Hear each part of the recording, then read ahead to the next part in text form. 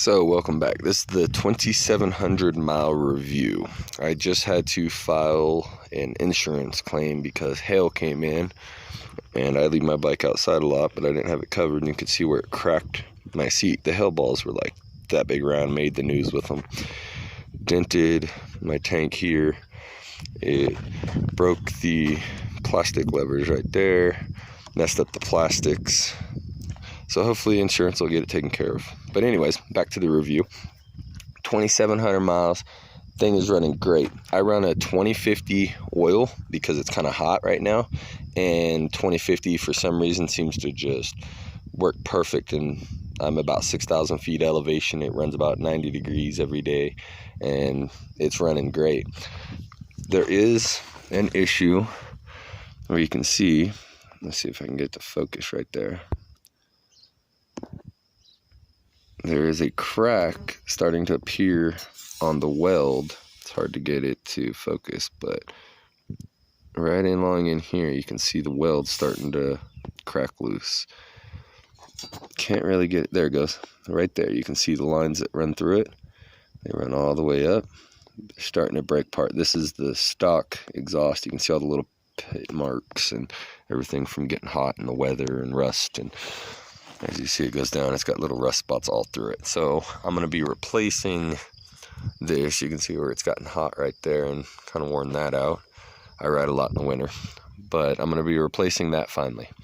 Also, my carburetor started acting up, and it's all stock, so I had to, you can see where I slotted the screws, took them out and replaced them with regular screws, took it apart, cleaned it. I'm going to upgrade my jetting finally, just to give it a little more power, because it works great, but I want to get that little bit more. I usually average about 63 to 65 miles an hour, but it kind of bogs just a little bit on full throttle when it's going like that. So I have a little bit of a hole here from the hail. That's my replacement horn. I didn't like the horn that was on it, but now I got to get a new horn. Okay, the switch from a horn stopped working. Took it apart, tried to mess with it. It's out. It just quit one day. So I got to replace that. I've got the new speedometer. It's working great. Everything is just still working the way I got it. For the most part, when I got it, the brakes squeak a little bit. They're still stock brakes. So you got to keep an eye on that, because they tend to, when they get wet and you don't ride it to dry, they just sit here and dry, they'll squeak on you. I've also got a little bit of a leak still on my head gasket. I got to take that off when I change up my fuel tank and everything. I'll take that off and I'll fix that, clean it up. And it's got a little bit of a leak on the washer that goes around this gasket. It goes right here, goes all around there. There's a little bit of a leak, so it kind of leaks oil. Not really bad, but a little bit under there. This chain guard, or chain guide, I should say, I had to adjust because it was out of line. If you look at it from here, it's a little out of line. Now I'm starting to have an issue. See, I can move it with my finger. And so what happens when I'm riding, it moves and it goes kunk, kunk, kunk, kunk, kunk, messes up, makes some noise. So I gotta do some fixing on that. I'm gonna modify something to put a better chain guide, or buy a different chain guide. I don't like that one. You can see where the acid from the battery, when the dude that I got the bike from filled it up, it just kind of messed it all up. My rear sprocket still doing good. This is the 45 tooth. I had no trouble. Everybody else seems to have trouble putting them on with the studs not lining up. Mine had no issues. My 17 tooth front sprocket up there inside the cover, no issues either. Everybody's flipping them around backwards and stuff, but I haven't had any problems. I did vibrate out one of my seat hold-on screws, so I had to put that back in. But for the most part, most of mine doesn't seem to vibrate a lot. I took the plastic fairings off the front of the tank because, as you see, the way they sit, it was building up water and it was rusting the edges of my tank. Luckily, I'm getting that replaced by insurance. Getting new battery.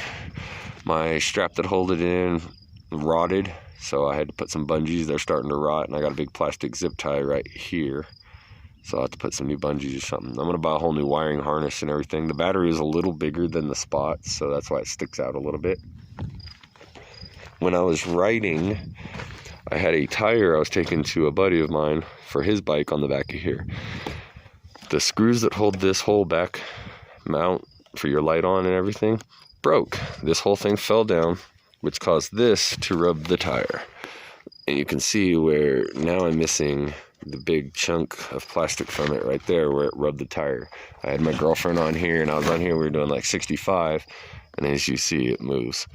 It's a little out of whack, so I gotta fix that, but I got it zip tied in the corner right there. So some stuff did break, and it just kind of happens.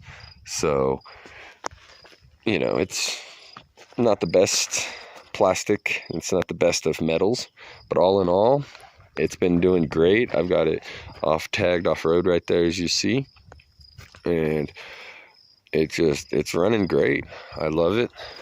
And everything's a little crooked. My plastics are a little crooked, as you see right there. But so not everything lines up. Things do have a little misaligned, like as you see right there, it's supposed to be in, but the way it's shaped, it's screwed in, mounted there, but then this is off, it doesn't line up. So you're gonna run into stuff like that. But all in all, engine wise and everything, it is just chugging along like it is no problem. Me and my girlfriend together weigh just over 300 pounds. We load down the full little trunk, put both of us on there, and I can still hit 65 with it stock, other than my gearing. So if you're interested in it, I suggest you purchase one. They're fun, they're cheap to replace parts, like my two blue levers. They came with black ones, but it had broke the master cylinder view peep window, whatever, out, so from a hailstorm. And I bought new ones for $8. So it's very inexpensive, cheap to maintain, fun to ride. So hit that subscribe button, that bell notification, and wait for more videos, and I'll give you updates. Thanks for watching.